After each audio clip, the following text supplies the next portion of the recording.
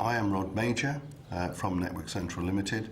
We're an exhibition type company that does networking events throughout the UK. We started in 2008 in Exeter, and that's where our main office is right now.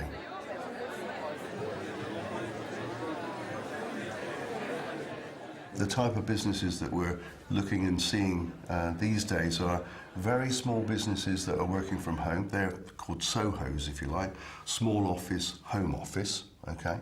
Right through to the SME, and the SME is sort of a bad description. Small to medium enterprise can go up to 500 employees. But in the main, they are the people either working from home or they're working from a small shared office. Tell us about the first business event that you ran. That was down in Plymouth in 2008. We teamed up with Marjons University, and the target there was to attract 250 business people from Plymouth. We marketed the event, and when the event went off, we were amazed and astonished, if you like, by the numbers that turned up. In fact, it was double the targeted 250 businesses, which was amazing for the university and amazing for us. But unfortunately, we weren't prepared for it. So in every area of that exhibition, we were so full, it was unbelievable. But that obviously set the scene for the Network Central limited business to be set up. So, if you like, that was our pilot, and it was very, very successful. Why do businesses attend your events? The main advantage is for businesses that attend something like Network Central, and there are other exhibitions and other events that are put on throughout the country by many, many different organisations. Where we differ and where they benefit, if you like, from our service is that we bring together all the other groups and organisations. So that starts with the Chamber of Commerce right the way through to lunchtime, evening and breakfast meetings. So we bring all the organisations together. There's a new word that we've actually brought to the dictionary, if you like, and it's co-opetition. So it's cooperation and competition together. The other thing is that the way they go around our event is very IKEA.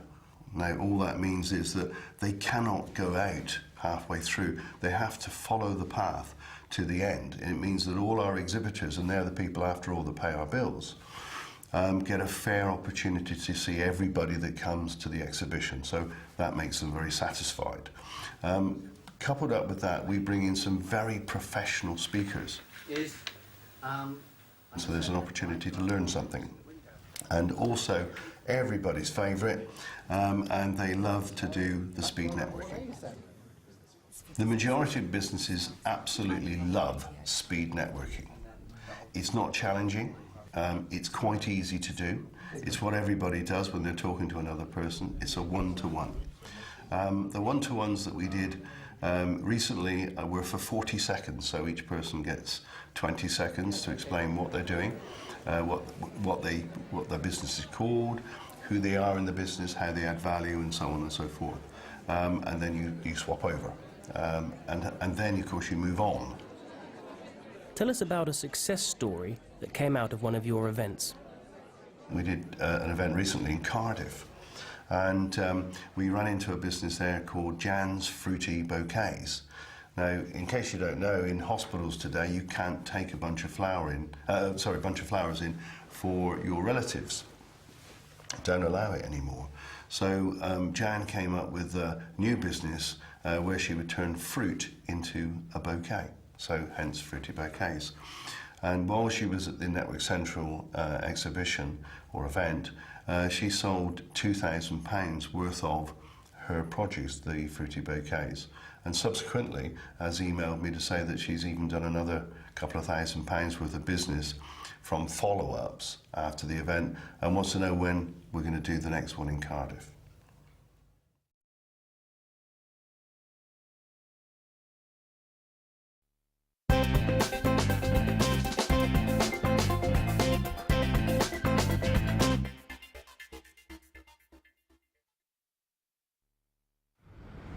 Quartz Power Group is an energy company. It supplies power to homes across the UK. The Human Resources Departmental Managers have just started their weekly team meeting, led by Paul, the head of HR. Say we were meeting here? Yes, sorry, IT needed to do something to my computer, so my office wasn't free. Okay, well, this is fine. Anyway, shall we start with an update from everyone?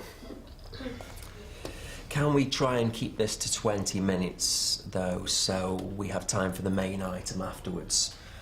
So, how are things going? Maria, what's happening in the training department this week? So far, so good. We have 2 external trainers in this week. One of them is working with call center staff at the other side. So I hope they all turn up. What do you mean?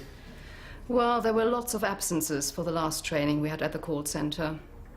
I'm surprised, really. It's in paid time, and you'd think people would enjoy having some training.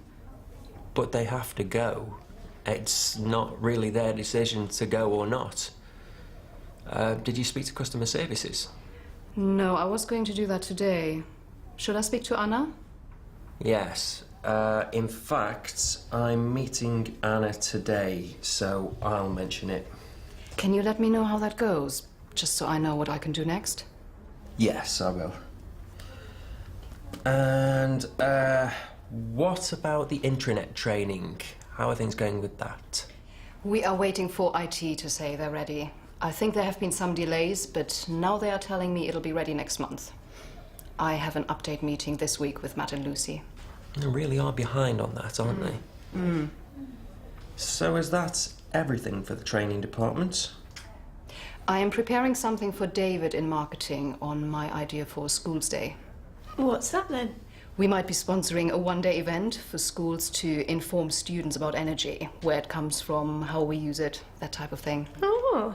Be careful with that one, Maria. How do you mean? Well, really it should all come under marketing. I'm happy that you're involved, but I don't want it to come out of the training budget. But what about my time on it? I'm just saying, watch how much time it takes. I know David. He'll have you organising the whole event. Oh, okay. So, that's quite a lot there, Maria. Let's just recap. I'm going to get back to you when I've spoken to Anna about the call centre training. You're going to speak to Matt and Lucy about the intranet training. And you're going to proceed with caution with David on the schools event. Please keep me informed on that one. Will do. Okay, so who's next? Recruitment. Karina. Well, we have 3 applicants for the post of finance assistant. Are all the interviews this week? Yes, they are, but I'm away tomorrow, so somebody needs to interview. Can't Maya do it?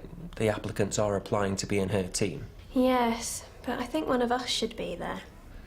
Okay, leave it with me. Anyway, the applicant is Monica. Monica? Monica on reception? You just said she's off sick. I know, but her interview's tomorrow, so we have to assume that she'll be there. Sorry, so just to recap, I'm interviewing Monica with Maya tomorrow. At what time? 1:30. And who will be looking after reception while she's having her interview? Well, the same temp as today, I hope. But you won't be there to make sure? You said I could have tomorrow off. I know, it's fine. So, who's next? Ingrid, how are things going with you?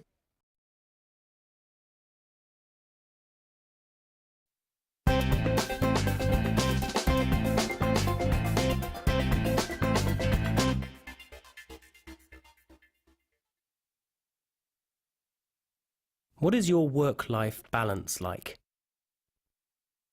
It's quite good. I try to work 9 to 5 and leave at 5 o'clock. I used to be worse at doing that, and I've started running after work so that I have to leave on time to meet people to do that. So that's helped a lot as well. My work-life balance is quite good. Usually I leave the office on time. My work-life balance is very good. I work hard, but I find lots of time to do things that I enjoy in my spare time as well. I think my work-life balance is pretty good. I try and finish on time. I sometimes stay a little bit later, but I don't usually work at weekends, and I try to have as much time outside of work to relax as possible. How much annual leave do you take? 28 days we're getting here. I'm getting here in Germany. You start with about 25, I believe. So I'm at 28, being a bit more mature now. We have some bank holidays like in the UK, so it's about the same, I guess. I have 5 weeks of annual leave every year. I think that's enough, just. I take 5 weeks normally, so I would like to have 2 weeks in the summer somewhere, and then some long weekends and maybe a week in the autumn as well. I take 28 days a year, I think. I think that's plenty. I get 1 long holiday in the summer, maybe another holiday in the winter, and time off at Christmas, so it's a good balance. What do you like doing outside of work? On my weekends here, I love doing sports. I live directly by the River Rhine, so I go jogging in the morning or on the bicycle and swimming and sports, and like eating out as well, exploring new restaurants, reading, meeting friends, socializing, and a little bit of culture here and there, like going to the odd museum or into a concert or whatever. I like meeting up with friends, going to cafes and to the cinema, and spending time with people I enjoy being with.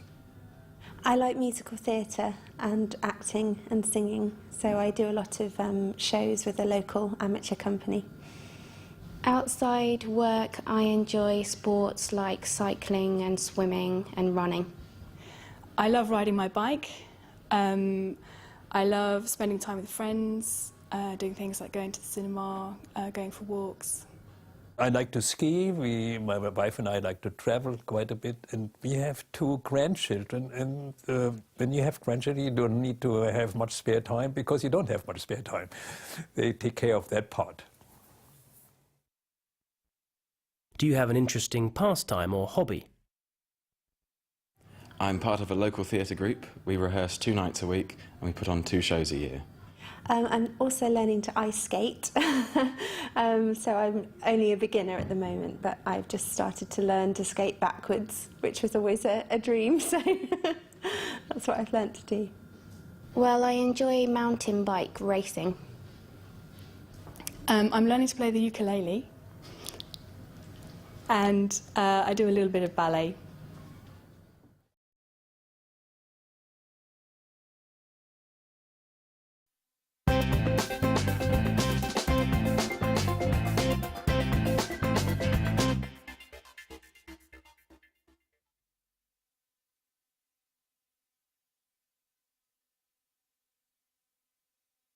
I think very carefully about the audience that I'm presenting to and what it is that they are needing to hear. I think about, I think in a presentation, in most presentations, you have to be very clear about what the particular key points you want to make are. So I think very carefully about and usually, not very many, so between 3 and 5. I will spend twice the amount of time that I'm presenting in preparation. If I present to an audience about a particular topic, I think about a bit what should be the start, what should be the main body of the presentation and the sort of conclusion and all of that, and prepare for that. Well, the first thing I need to do is to find out who my audience is going to be, how much they know about the topic, what jobs they do, where they're from, which cultural background they're from. That's before I even start to collect data or organize the outline of what I'm going to say. Because if you don't know who your audience is, you might prepare totally the wrong kind of presentation. Andrew Mallet is a communications expert and trainer. He has some advice about how to prepare for a presentation. Presenting is simply communicating some ideas or messages to an audience in order to achieve something. This is true for all presentations. So the first part of your planning is to identify your key messages. In other words, what you want to say. And you don't want many. 3 is fine. Anything more than 5 is probably too many. You also need to think about your audience. Who are they? What are they concerned with? What do they need to know? A successful presenter combines what they want to say with what the audience needs to hear.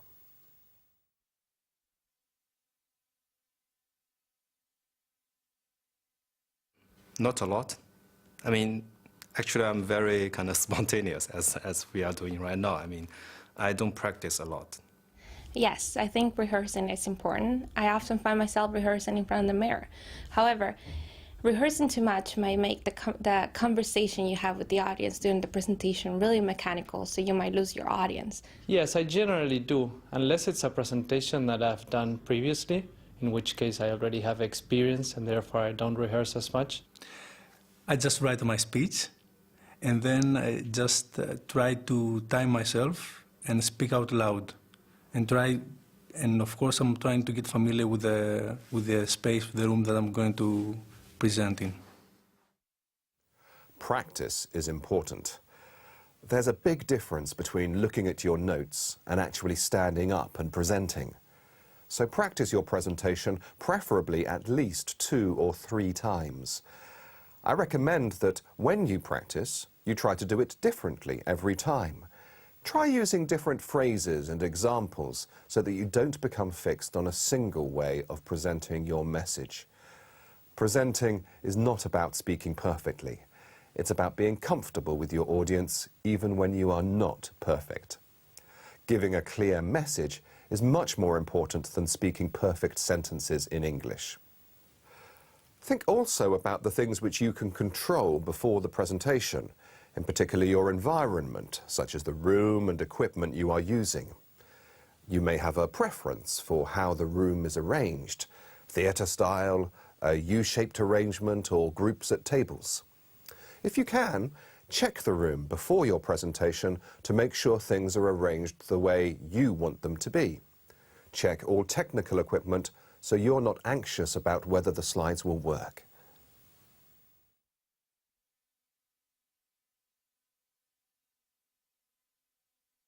Well, it's difficult to cope with nerves, isn't it? So try to breathe, try to think on something else, and maybe go for a walk, a little bit of everything. If you feel nervous about presenting, don't worry. You are not alone. In reality, nerves are good for you. They keep you alert and full of energy when presenting. But you don't want to be too nervous. Good preparation of the type I described earlier helps to reduce nervousness. How you manage yourself and deal with nervousness is a personal matter. Different people need to do different things. Some people like to find a quiet place away from people. Others need to talk or listen to some calming music. But perhaps the most important part of your preparation is this. Recognize the value of what you are presenting. Tell yourself why it's important that your audience take away your messages. The best presenters are the ones who genuinely believe in the value of what they're presenting. They want us to listen. And they're often less nervous because they stop thinking about themselves and concentrate instead on communicating. As a result, they're more interesting to the audience. The presentation stops being about the presenter and starts being about the audience. So, the key point to always remember is that the presentation isn't about you. It's about your audience.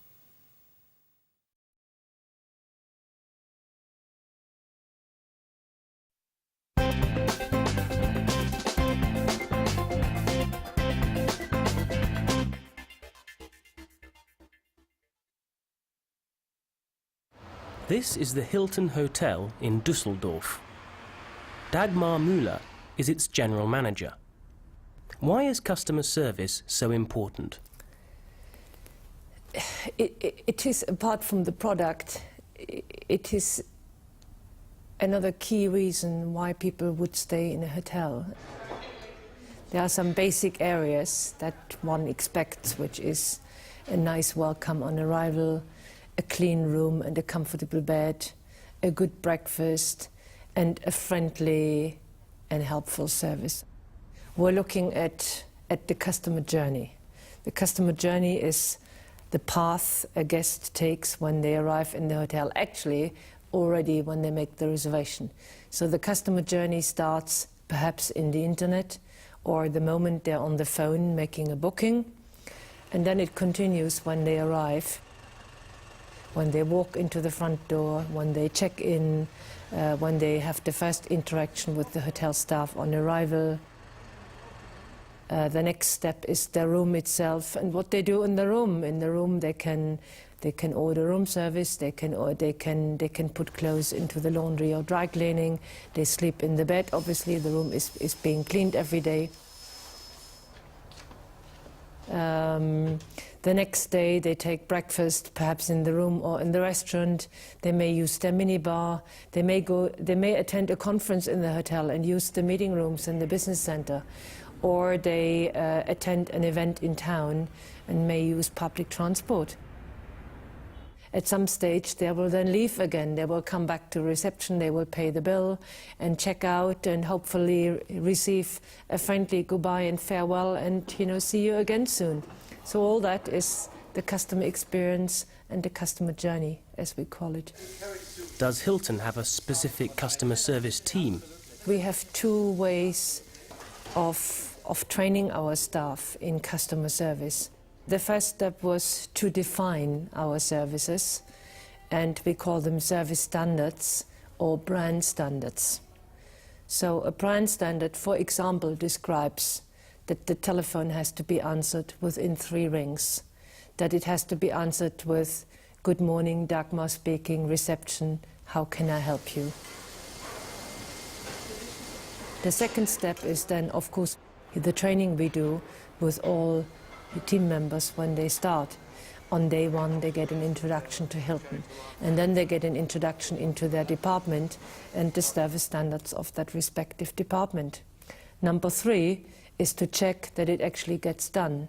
So twice a year we have mystery customers visiting us like a quality inspector, checking us and doing mystery quality control to make sure that all the hotels and the hotel teams actually adhere to these service standards. What do you think customers look for in a hotel? The key components, very important components, is a friendly arrival and departure, because it sets the tone to a first and a last impression, and a genuine, helpful and friendly team member. We ask our team members just to be helpful. They don't need to know everything, and they will not know everything, but being helpful, finding out, and that's I think that's the most important thing.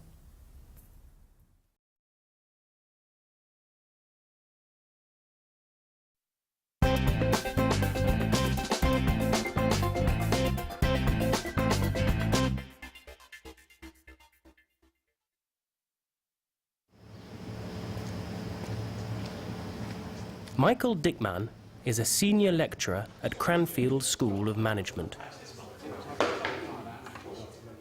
How important is it for companies to be aware of cultural differences? I think it's very important, and the reason is you want to avoid misunderstandings between, different cultures. These could be down to the way people speak and communicate. So if an English person says it's not too bad, he or she might mean this is excellent, this is brilliant. I, as a German or others, would understand, well, it's sort of mediocre, it's not very good, is it? Okay, so you want to avoid just simply language misunderstandings, or you want to avoid cultural misunderstandings. For example, Siemens, the German multinational, had a big problem 2 years ago in relation to their ethics and using bribes in Africa. Now, if I talk to my students here sometimes, the Nigerians call it PR, public relations. It's a normal thing in their business systems to pay bribes. Yeah. Now, it isn't a normal thing for a multinational from a Western country to pay bribes. So how should people behave? So cultural understanding and ethical behavior goes hand in hand. Where do you think cultural differences are most noticeable in a business context? There are certain areas that are immediately noticeable in a business context. For example, how polite you are and how punctual you are. Yeah. People realize this and they actually start to assume bits and pieces about you if you're not punctual. You might not be disciplined or something like that. So it's important to realize those. One level deeper in terms of norms and values, there are certain things that are really important in business life, and these are much more difficult to realize. For example, there is a researcher who is called Gerd Hofstede. He distinguishes between power distance, high and low. High power distance means that you wouldn't critique your boss. You would listen, and even if you had a different opinion, you wouldn't voice it and you would do what your boss tells you to do. Okay? If you're from a low power distance country, like Denmark, and you go to a high power distance country like Japan or Nigeria or South America, the countries all there have a high power distance, and you speak up against your boss, that is a big problem. Okay, it's not expected and the boss feels attacked. And reverse, okay, you go from, let's say, Venezuela to Denmark or Sweden or Holland or low power distance countries, and you don't say something when you object, and you simply do it, and then things don't turn out all right, then you can't actually say, well, I wasn't in favor of it, I just did it because my boss said I should do it. No, you have to actually either voice it when the boss makes this sort of demand on you, or it's you agreed implicitly to your boss. So both moves can create problems. Do you have examples of different cultural approaches in international business? It's sad there is a hamburger approach to performance management and to critiquing people.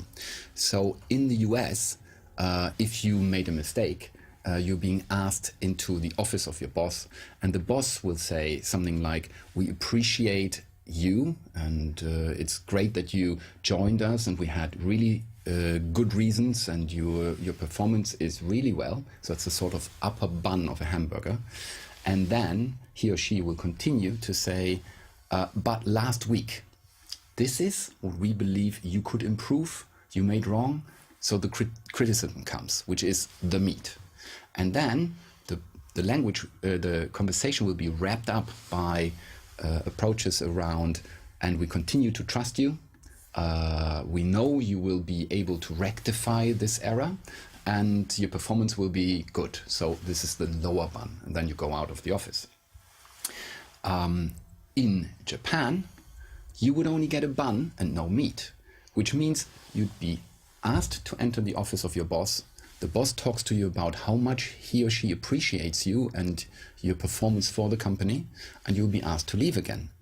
Now, the very thing that you've been asked to the boss, to meet the boss and talk to the boss, is something that makes you think, oh my God, there's something wrong. So you don't get meat, but you're meant to actually realize what the meat is. Yeah? And it saves your face, of course. Now in Germany, the hamburger is just the meat. So you're being asked to get into the boss's office, you're being told off, and you get out of it again. So you have 3 different shapes of hamburgers. Yeah? And that is important to understand in terms of when you work in these countries.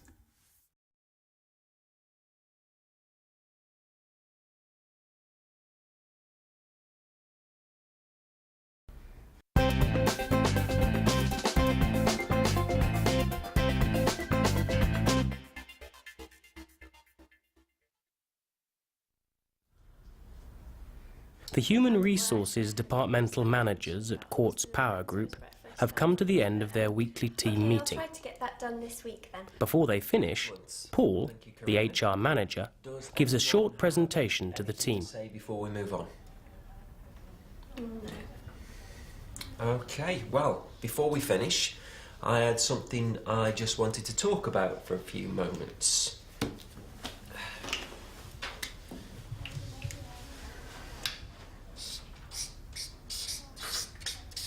As you know, we are relocating, and everyone is already asking how we are all going to work from a new building which doesn't have enough office space for everyone. And as the MD announced at his staff presentation, we are going to be implementing flexible working hours wherever possible, and also working from home if it suits certain members of staff to do so. This is a huge change to our company culture and of course to our administrative systems in terms of timekeeping and record keeping. So the MD would like someone to look into the whole process and make recommendations on how it can all be implemented. And guess who's got that job? Actually, it isn't as bad as it sounds, but I'd like to ask you as a group to help me out on this. So basically, over the next few weeks, I'm going to be using part of these regular meetings to help with the planning. What we have is a 3-part process. And part 1 of that process is who can actually work flexible hours, because it won't suit everyone and it won't be appropriate for certain jobs and roles. And the next question is what are we going to have to change? What will people have to do? And finally,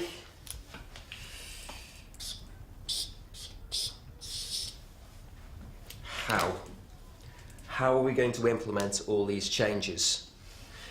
People are going to have to change the way they think about this, not just the staff, but especially the managers. So for today, can we start with who? Take a look at these.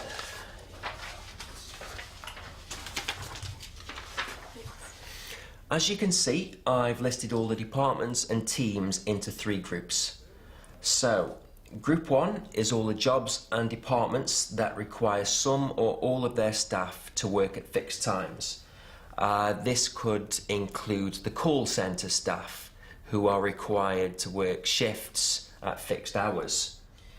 Next, there's Group 2. These people will have to work core hours, which are agreed by their line manager or team leader. What do you mean by core hours, exactly? So, core hours might be from 10 to 12 and 2 to 4. That person is required to be at their desk at those times, which gives them the flexibility to start earlier in the day or work later. So somebody could start work at 8 and finish at 4, or start at 10 and finish at 6? Exactly. What we need to avoid is a situation where everyone in a department starts work early and is leaving the building by 2 in the afternoon. This system should stop that from happening. But who's checking if they are in at 8, for example? Their manager. Yes, but what if the manager doesn't come in until 10? I'm dealing with that issue under what and how. So if we could come back to that later. Let's stay with who for the moment. So that's Group 2. And finally, Group 3 tends to be middle and senior management, and they already work flexible hours. Now, these are my initial groupings. Sorry, Paul, sorry. But I've got another meeting to go to. It started 2 minutes ago. I really have to go. Sure, I've overrun. We can continue with this next week. Can I ask you to take a look at these lists in the meantime and tell me if I need to change anything? Thanks.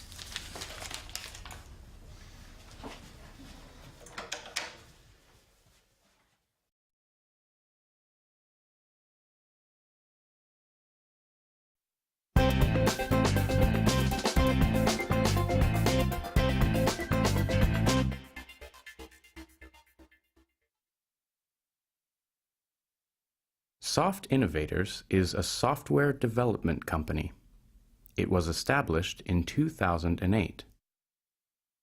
My name is Ehtisham Sarwar. I graduated from Oxford and I have been in the IT industry from last 10 years. We have overseas offices in India and Pakistan, and most of the work is carried out in our overseas center. We gather all the requirements in the UK, manage all the projects from here, and directly interact with the clients. In India, we normally do the bigger projects, like for example, more than 1 year.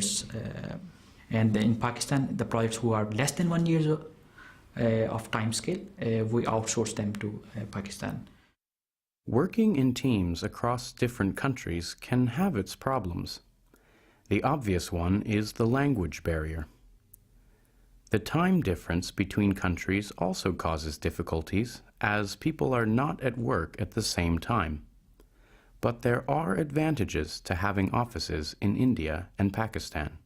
The costs are low and we can easily communicate, we can easily hire people overseas. We have a good network of people there. Most of Soft Innovators' clients are from the UK. In the past, they worked with American clients too. But their business model has changed, and they now manage projects on behalf of their clients. This means that they have to be in the same country as their clients. The projects they work on are done in teams. Good communication and interaction is important, so they like to keep the teams small. For a successful team, actually, there are different type of people. So we choose people, maybe 1 or 2 of them have already past experience working with overseas people, so they can easily interact. And the second thing is, in a team, for a successful team, there will be different type of people. There will be workers, there will be some shapers, as there are different type of people in a team to successfully deliver the stuff. So Soft Innovators creates teams according to their skill set, their personalities, and their experience dealing with overseas clients. So, are there any particular cultural differences that you find between the way your teams work in India and Pakistan and the way your clients operate here in the UK? The work ethic is a little bit different. Here they have no power structure. There are no bosses kind of thing. Even though they are, but they don't. They normally sit with you in the same office space. And in Pakistan, and there are power structure. The project manager sits somewhere else, or they have an individual space. That is one of the things. And the second thing, which I can say, is the timing issue. They tend to stay late in overseas offices. In the UK, they are normally fixed timings.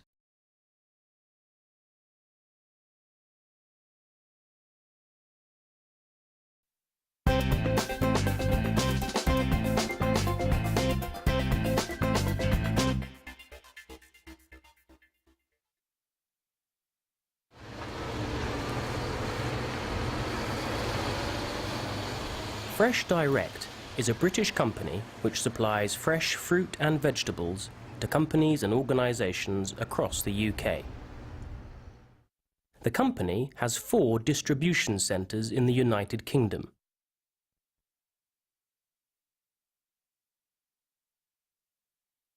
This one is in the south of England in a small town called Bicester. Fresh Direct began over 30 years ago. Today, the company supplies fruit and vegetables to all sorts of organisations. Their clients range from small shops and restaurants to large hotel chains and government ministries.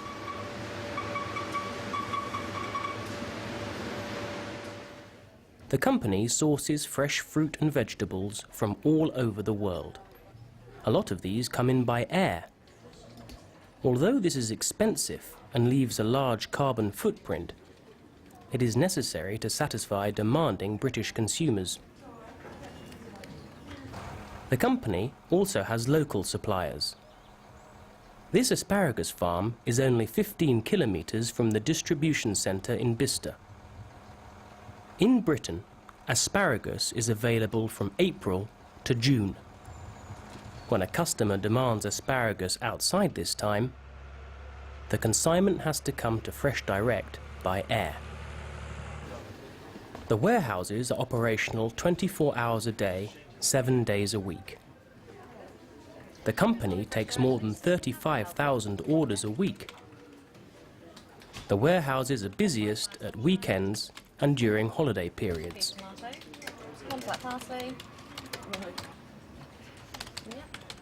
In the warehouses themselves, there are over 2,000 varieties of fruit and vegetables. The company divides the distribution centre into 2 warehouses. In the Inspiration warehouse, the fruit and vegetables are more specialised. Deliveries go out from here to restaurants and small hotels.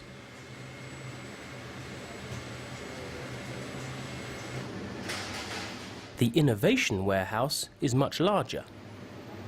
Orders here are for large organisations like government ministries and supermarkets.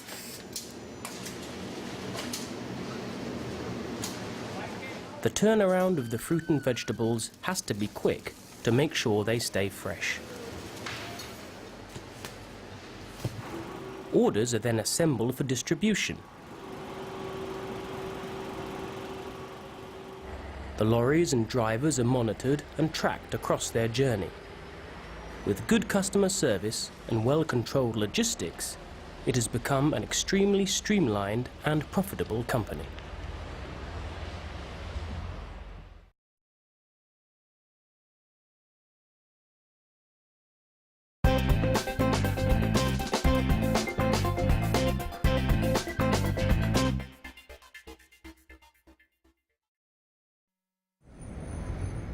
Nationwide Building Society is a financial services business based in the UK.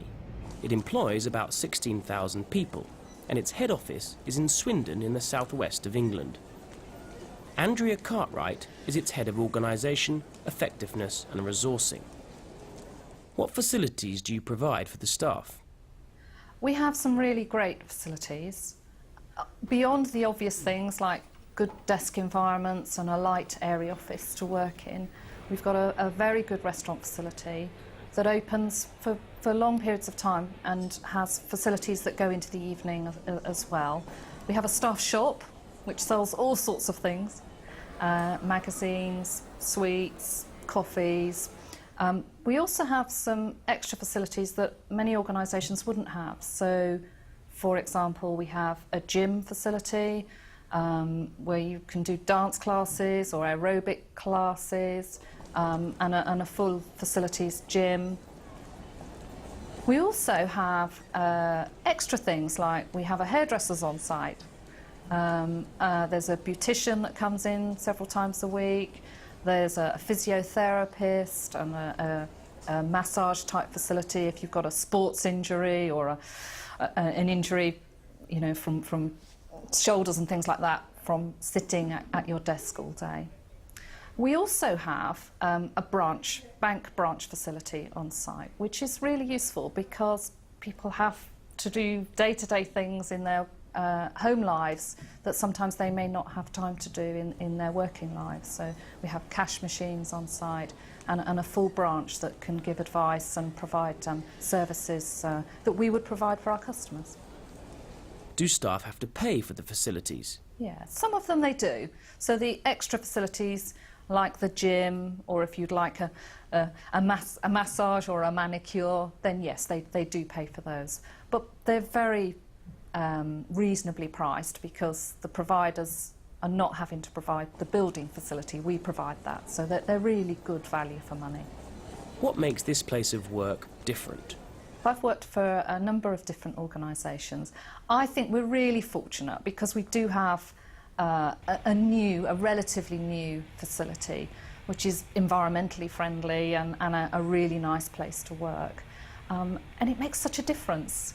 You know, if the building's too hot or it's too cold or you're all squished in like sardines, that can make working lives really quite difficult. Do good facilities make for a happy workforce? Yes, they do. Of course they don't on their own.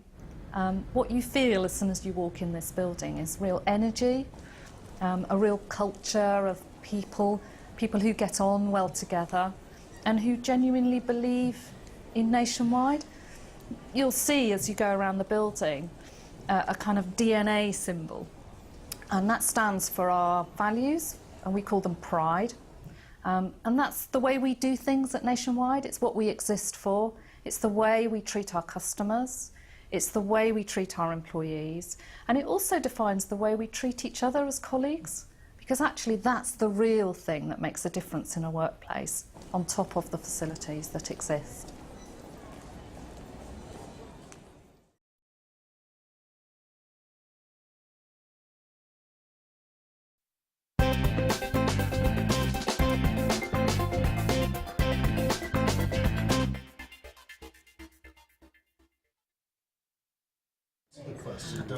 Marcus is the managing director at Quartz Power Group. He is leading a brainstorming meeting. He wants to generate ideas to improve customer service, following poor feedback from a customer survey. Improving our performance with customers is all about changing the company culture. So we need a message or a slogan. Perhaps we even need an image that everyone sees every day on their desks to remind them of the goal. Like a mission statement? Well, sort of, but I'd like us to think of something short and instantly recognisable. Mission statements tend to be forgotten or they're too long. But I don't want to rule out any ideas at this stage. So what I'd like us to do this morning is spend an hour or so brainstorming some ideas to see what we can come up with. And just a reminder, this is a brainstorm, so all ideas are welcome. We're not here to evaluate the ideas yet. We just want to get as many as possible to get us started. Perhaps we should begin with the word customer in the centre and see what comes from that. Okay.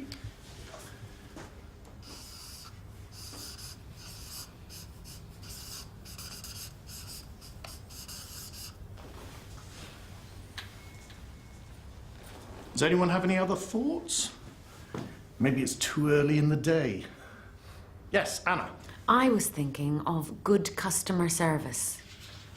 Or maybe you're looking for something more catchy. No, that's fine. Don't feel you have to come up with a slogan or anything. Let's just get some ideas in front of us.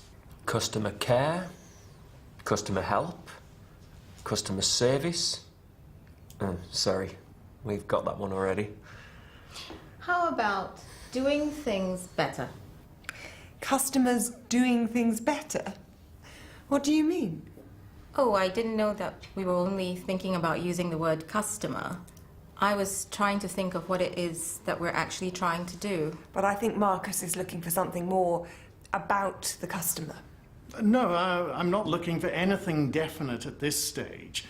I really want this just to be a brainstorm, so anything is fine. We don't need any discussion at this stage about what's good or bad. Let's just focus on generating ideas. So, Sally, what exactly did you say? Doing things better. Doing things better. Doing things better, good. Anyone else?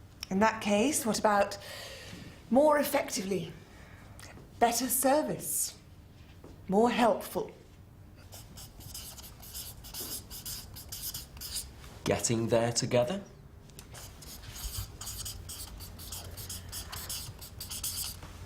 This is good. Getting some nice ideas now. Do you want something that tells staff what they need to do, or do you want something that reminds them of the goal, Marcus? I want something that does both, I think. Do you want to say something, David? You've been very quiet so far. Any comments? Sorry, yes. I was just thinking that perhaps we need to think of where we are now and where we have to get to. Can you elaborate? I mean, at the moment, we don't even offer what some of our competitors can offer in terms of customer service. We have to equal them. I like that. An equals symbol. Is that a useful image? One thing I've told my staff is that we have to go beyond what customers would normally expect. If we only provide what other companies do in terms of level of service, then that isn't enough. So, more than equals, then, in that case? This, perhaps. Plus customers, customers plus one. The Customer Plus program? Very nice. The Customer Plus program. What do we think? Yes. I like it. And it would be a good name if you wanted to offer some kind of loyalty program or rewards for coming back to us. Yeah, I agree. But let's keep a few more ideas coming. We can come back to this one later. So far, we've been thinking about this very much from our own perspective. Perhaps it would be useful to think about it more from the customer's point of view. Now, Sally, you said doing things better. Let's explore that a bit more from the customer's perspective. If you were the customer, what would you want us to do better? Speaking as a customer, I'd say I want my calls answered more quickly. I want to feel that I matter. Yes, I want to be listened to. That's it. I want to feel that they want me to explain my problem, not that I'm some sort of interruption to their day. No, this is great. Let me just note down some of these words. We had matter, listen, want to help,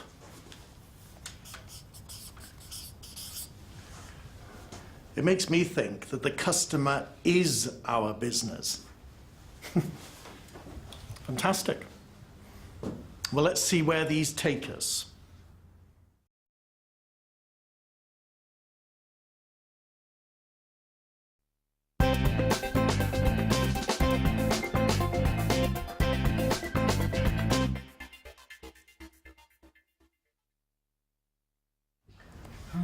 Marcus, Managing Director at Quartz Power Group, is presenting a relocation plan to his departmental managers. Morning, everyone. Morning. Morning. Thank you for coming, especially at such short notice. So I'll try not to take up too much of your time. Right. So, as you know from the brief that I emailed you round, the board have made a final decision on relocation. Now, I am aware of the inevitable rumours surrounding this decision, which is why I'm keen to take action as quickly as possible to prevent any further speculation. So as you're aware, there were a few options on the table, and the board has, in the end, chosen what I think is the most practical and sensible. As you will see from the brief that I sent round, the board have decided to move all head office operations from this location to the company's Littlemore branch. Now, I'm sure that you've all got opinions on such a move, but the aim of this session is not to debate the pros and cons any further. You all understand the issues and the need to cut costs, and as I've said before, the option to relocate is by far the best option. So the first thing I need us to understand is the office move is definitely going ahead. The decision has been made, and there's no going back. Now today, I'd like to talk to you about how we implement this plan.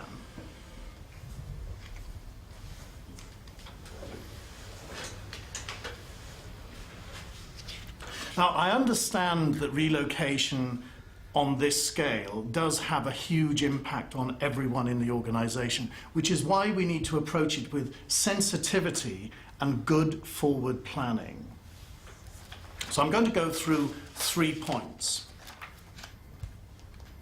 First of all, I'll talk about the key dates and outline a basic schedule for us all to follow.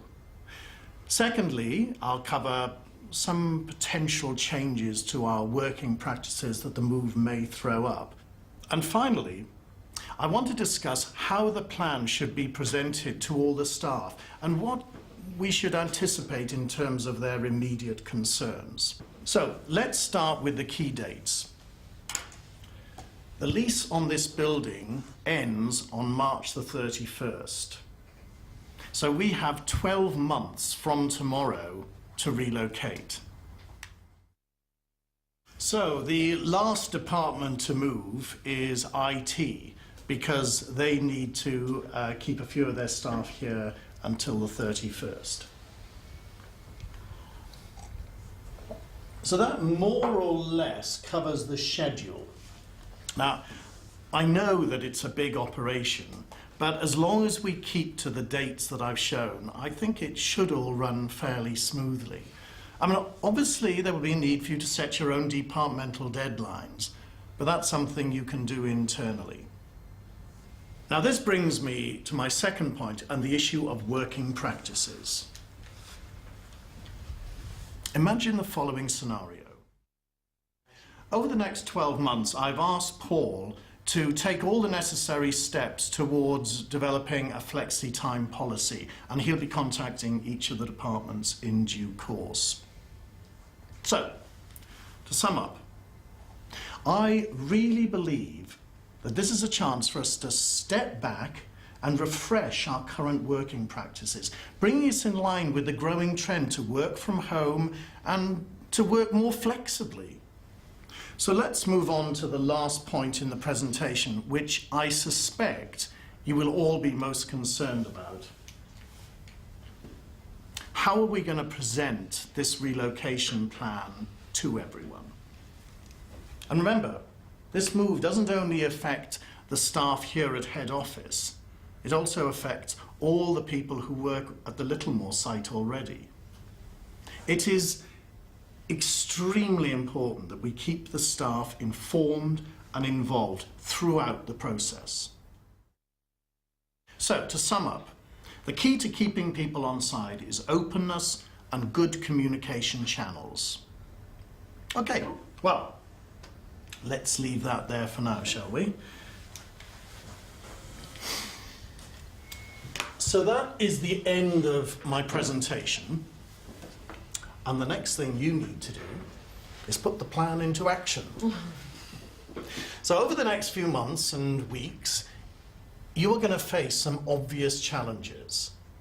This relocation will be an upheaval for some, but it will be a refreshing change for others.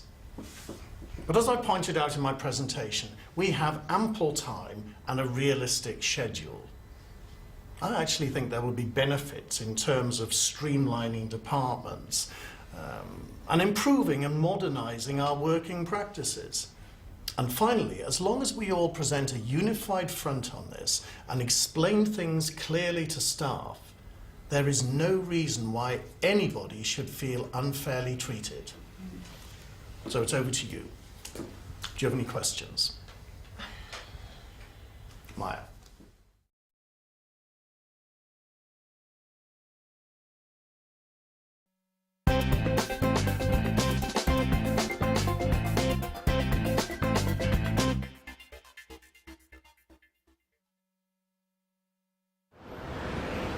In 2010, the car manufacturer Toyota came into difficulties when a fault in one of their cars was discovered. Mike Sweeney, Professor of Operations Management at Cranfield University, discusses the incident. Tell us about the incident and why it differed because it happened in America. The incident is a very sad one. It's caused by the pedal of the car being stuck when it's accelerating. So unintended acceleration is the term. And so the car becomes out of control. And there was a family in the car, a Lexus sedan, and it crashed because they lost control of the car. The big issue is how did it escalate up so that we all heard about this single accident in California. And the reason is that the accident is a terrible one, and as a consequence, the authorities want to know about the cause of the accident because many of them end up in court through litigation and claims for damages. So in the process of investigating it, the authority in America, the safety authority in America, then starts to investigate the company and its documentation. And they discover that this is a fault that's been within the company for some time. And so it escalates up to the government of America, and they demand to know from the company what they're going to do about this. And they summon the president of Toyota to a Congress inquiry to ascertain what the company plans to do and how they plan to overcome the problems that they discovered as a cause of this accident. As it becomes before Congress, so it then becomes international news, and the whole world then knows about the incidences that have taken place in America. How do you think Toyota handled the problems that they faced? Well, not very well, really. The issue is about recalls for cars. It's happened many times over time, so this is not the first time this has occurred. So there are other organisations that have handled the problem, and we call it crisis management, handled the problem better than Toyota. And the reason why I think Toyota didn't handle it very well was they were very slow in recognising that this was a real issue, a public safety issue, and they were very slow in making pronouncements about this issue and what they were going to do. Do you think Toyota could have improved the situation? Yes, I think there are many things they could have done better. For example, the first thing they should have done would be to recognise publicly the problem and to apologise. When you realise that this caused deaths of people, people estimate it could have been up to 60 people actually died as a consequence of this car design fault problem, then you'd thought that they would be much more public and much quicker in responding, and also making a statement about what they were going to do to reassure people. The other thing is that this was not a problem that was suddenly occurred in 2008 and 2009. It actually started around 2007. So they actually recalled cars in 2007 to start to refit them. And so once this terrible accident occurred, which was the real prompt for a public statement about the recall and the problems of Toyota, then and only then did they actually start to make statements about what they were going to do and to apologise for what they've done. What does Toyota need to do to regain its reputation? It has a massive mountain to climb. Toyota was always known for its design and its quality of car. So its reputation was extremely high. The issue here is how can they restore the reputation for quality and reliability? They've started this process by saying that they apologise for it, but they haven't made any statements about how they're going to engineer the changes inside the car in order to restore its reputation for quality. And the other thing is that the people who work in Toyota had warned management about this problem, about the problems in their production processes that resulted in poor quality. And so the people inside the factories knew there were going to be quality problems, and they haven't addressed any statements about what they're doing inside the factories to ensure that quality is managed much better. Those would be some of the things that they need to do. And of course, they will need a marketing campaign to say how good they are now that they've done whatever they're planning to do. What impact does the product recall have on Toyota? It has a huge impact. The things that you could think about in terms of crisis management, there are probably 3 elements that you deal with. There's the public safety issue. They've addressed the public safety issue. The second issue then is the cost of the recall, and the cost consists of 2 elements. It consists of actually refitting the cars, but it also includes the lost sales. So they estimate that's about $2 billion. Then the third issue is about the loss of reputation, and so you can put costs around that, you can estimate costs around that, but it's really the cost of restoring the reputation, so the marketing costs to restore the reputation of Toyota internationally and globally. And those would be huge investments over a long period of time.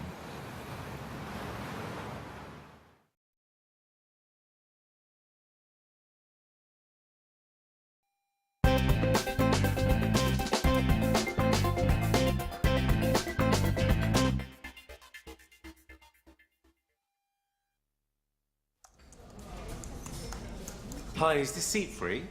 Matt, the IT manager at Quartz Power Group, is attending a trade fair. It is the end of the lunch break, and he hasn't eaten yet. Excuse me, do you know if there's a waiter? There was. In fact, there were 2 or 3 people serving during the lunch break. Oh. I'm sure there'll be someone in a minute. It's been very busy. That's why I came later, thinking I'd missed the rush. Me too, but there was still a large crowd when I got here.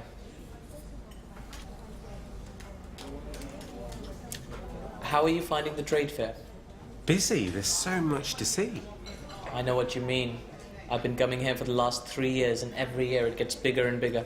So, do you have a stand here? Yes, we do. I'm with Save It. We're an IT company specializing in networks. Networks? What area? Well, we specialize in IT security for networks and so on. But we're also getting more and more into web design and specifically company intranets. That's my area. That's interesting. How about you? I'm with an energy company. Are you sure you're at the right trade fair then? I'm the head of IT. Ah, I see. What kind of energy company? We're an energy provider. We also provide services to companies to run more efficiently and responsibly. That's fascinating. I imagine that's a growing sector these days. Yes, it is, but it's more competitive too. I can imagine. So what brings you to the trade fair? Well, we're interested in building our web presence, but we also need to improve our security. That's interesting. Well, the best person to talk to is my boss, Sabina Kolbeck. She set up the company. But I'm in charge of most of our web development projects. My name is Sanjay Chudar.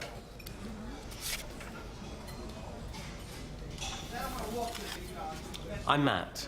Nice to meet you.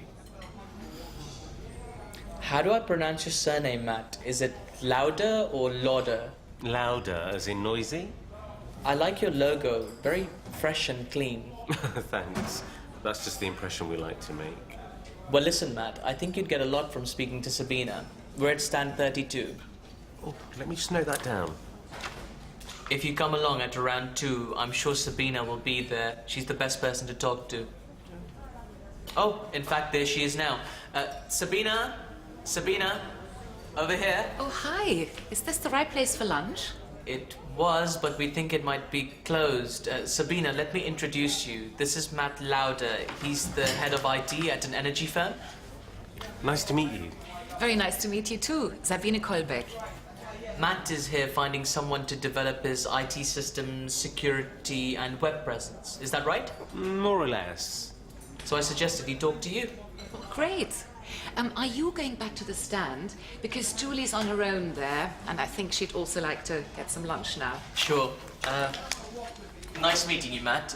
You have my contact details. Please feel free to get in touch if you want to speak about anything in development. That's good of you, thanks. Bye.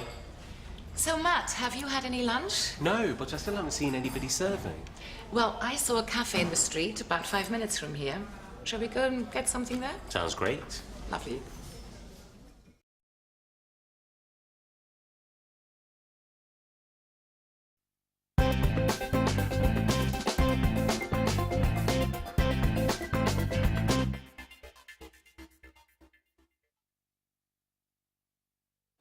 Britain's National Health Service is the third largest employer in the world. This hospital, the John Radcliffe in Oxford, is one of the largest hospitals in the UK. Neil Cowan is the hospital's general manager in neurosciences, trauma and specialist surgery. So I am responsible to the divisional director, who is a clinician. My role is to help with the administration of the division and manage the administration staff, ensuring that we have timely access to our services, so patients are seen quickly, and that we meet our budgetary requirements.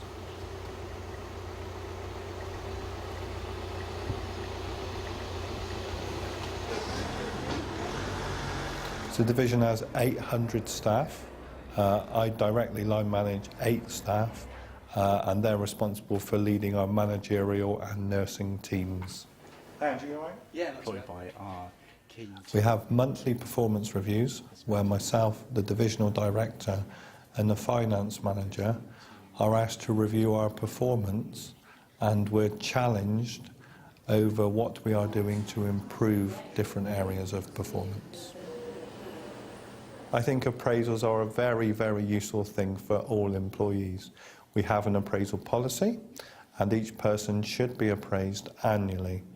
I think their purpose is to motivate staff and also to provide an opportunity to discuss what they've done well and also to plan objectives for the following year. I think appraisal is key to all employees. The number one thing to remember about all appraisals is no surprises. In order to do that, you need to have someone appraising who's familiar with the individual and understands their performance over the past 12 months. How are you? I'm fine, thank you. How are you doing? I'm good, thank you. Good. And can then set objectives with them. So the personal qualities should be that they're objective, they understand how the employee works, so they have a relationship with them, and they have been trained appropriately in how to appraise staff consistently. Hi Debs, how's it going? All right, thanks. During the appraisal, you need to use the evidence that's presented about the individual's performance, and the feedback should remain positive at all times. Appraisal is not an opportunity to performance manage an individual or to discuss negative issues in relation to that individual's performance. So the feedback should be evidence-based, it should be positive, and it should be forward-looking.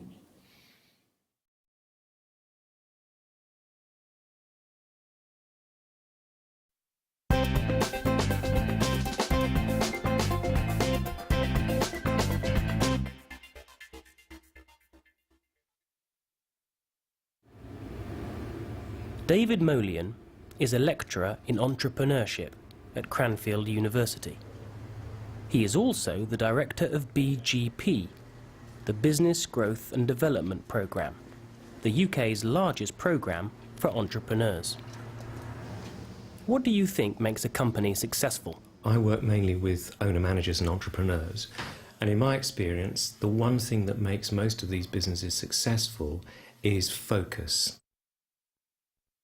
They identify a market in which they can excel. Often it's a niche. They really understand how they can service those customers, and they concentrate on those niches. They build a business with deep roots, and that's how they become successful. By deep roots, I mean that the company has a really profound understanding of its customers. So it knows who they are, it knows why they buy from the company rather than from its competitors. They understand the industry really well and the way in which that industry is changing. So like a plant that grows, like a tree that's grown over a long period of time, they've put deep roots into the ground, and that makes the business secure and ensures that it will be sustainable over a long period. In your opinion, how is company success measured? I guess there are a number of ways in which you can measure company success. You can look at the financial performance. Are their sales growing? Are their profits growing? is there cash in the bank? You can equally look at, does the company grow in terms of the number of people that it employs, and how is it regarded by its customers? For me, one of the key measures of success is how many new customers are brought in by old customers. And a company that's really successful will get most of its new business through recommendation from its existing customers. What can companies do to maintain success? Maintaining success is really hard, especially if you're an owner-managed business. The most important thing is maintaining the level of energy and momentum on the part of the owner-manager. So they need to find ways in which they can keep that passion and enthusiasm for the business going. And I know owner-managers who use different approaches to maintaining that enthusiasm. But if you can keep the passion going, then I think you've got a very good chance of building a successful business. Please give examples of successful companies. What has made them successful? Within the UK, I can think of 2 or 3 businesses with whom I've worked quite closely that have become extremely successful. I'm thinking of Hotel Chocolat, for example. I'm thinking of Cobra Beer, and I'm thinking of a business called Pacific Direct. They all share the common characteristic of having identified a niche in which they can excel and focused in delivering value to the customers in that marketplace. What lessons can be learned from their success? One of the most important lessons is don't diversify too quickly. So again, it's all about focus and concentrating on servicing a niche where you can be really good and where your customers see you as better or different from the competition. Then I think another important lesson is that the company has to learn how to grow. A business is a bit like a human being. It goes through stages of development. So a company has to mature over time, and the owner-manager needs to change the way in which they manage that business as the company goes from being a baby, if you like, to becoming an adult and maturing.